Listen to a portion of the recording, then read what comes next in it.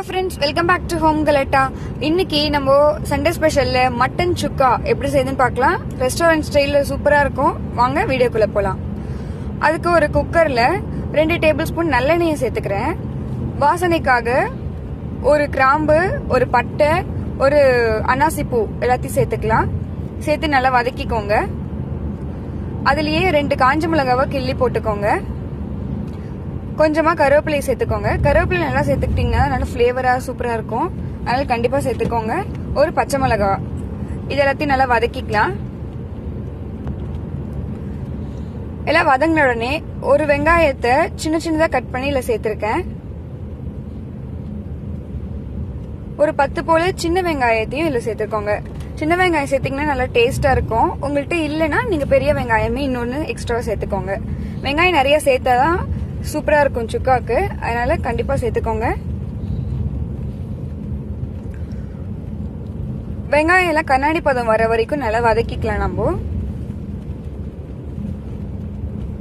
இப்போ இதுல 1/4 டீஸ்பூன் மஞ்சள் தூள் சேர்த்துக்கோங்க. 1/2 டீஸ்பூன் சீரகத்தூள், 1 டீஸ்பூன் தனியாத்தூள்,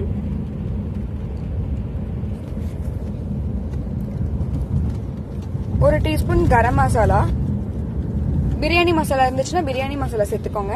அது எல்லாத்தையும் நல்லா வெங்காயத்தோட வதங்கிட்ட அப்புறமா ஒரு 150 கிராம் போன்லெஸ் மட்டன் பீஸ் நான் எடுத்திருக்கேன்.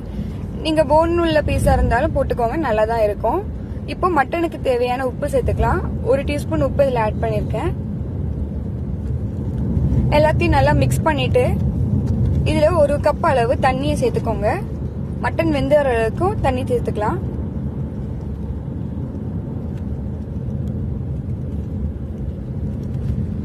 குக்கரை மூடி வெயிட் போட்டு ஒரு 4 ல இருந்து 5 விசில் வர வரைக்கும் வச்சுக்கலாம். கொஞ்சமா புதினா தழையும் சேர்த்துக்கிறேன் நானு.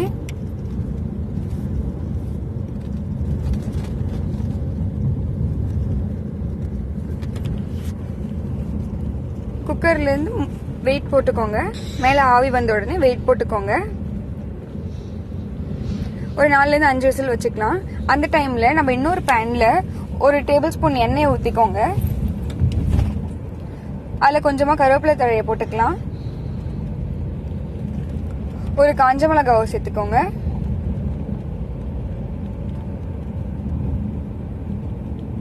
கருவேப்பிலை நல்லா வெடிச்ச உடனே அதுல ஒரு வெங்காயத்தை பொடியா கட் பண்ணி இதுல சேர்த்துக்கோங்க. இது வதக்குனதை லாஸ்டா ஆட் பண்ணிக்கிட்டீங்கன்னா இன்னும் ஃபிளேவரா இருக்கும். அதுக்காக தான் இது சேர்த்திருக்கோம். நல்லா கோல்டன் ப்ரௌன் ஆகுற வரைக்கும் இதை நல்லா வதக்கிக்கலாம். இப்போ நம்ம மட்டனும் வெந்து வந்துருச்சு. நம்ம வதக்கி வச்சிருக்கிற வெங்காயத்தை இதுல சேர்த்துக்கலாம்.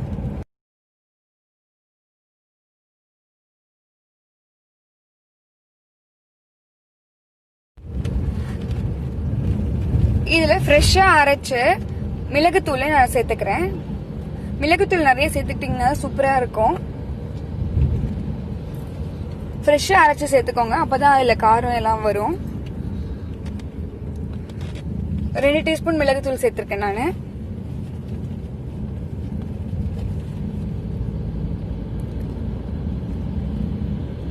கொஞ்சமா புளிப்புத்தன்மை தரத்துக்காக நான் 1 டீஸ்பூன் அளவு லெமன் ஜூஸ் இதுல சேர்த்திருக்கேன். எல்லாத்தையும் நல்லா மிக்ஸ் பண்ணிக்கோங்க. இதுல எக்ஸஸா இருக்கிற வாட்டரை சுண்டுற வரைக்கும் நம்ம வதக்கணும். அதனால நான் ஒரு பேன்ல மாத்திருக்கேன், சீக்கிரமா ரெடி ஆயிடும். இதுல இருந்து எண்ணெய் பிரிஞ்சு வர வரைக்கும் நல்லா வதக்கிக்கோங்க.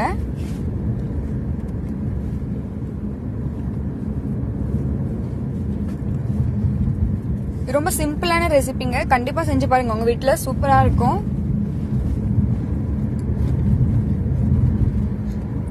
இப்போ ஓரத்துல நல்லா எண்ணெய் பிரிஞ்சு வர ஆரம்பிச்சிருச்சு.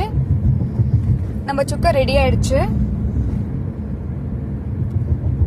லாஸ்டா நம்ம நறுக்கி வச்சிருக்கிற கொத்தமல்லி தழையை சேர்த்து நம்ம ஸ்டவ் ஆஃப் பண்ணிக்கலாம்.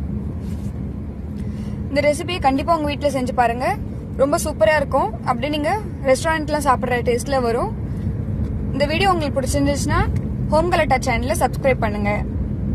அறுசுவை உணவு உண்டுவோம், ஆரோக்கியமாக வாழ்வோம். தேங்க்யூ ஃபார் வாட்சிங்.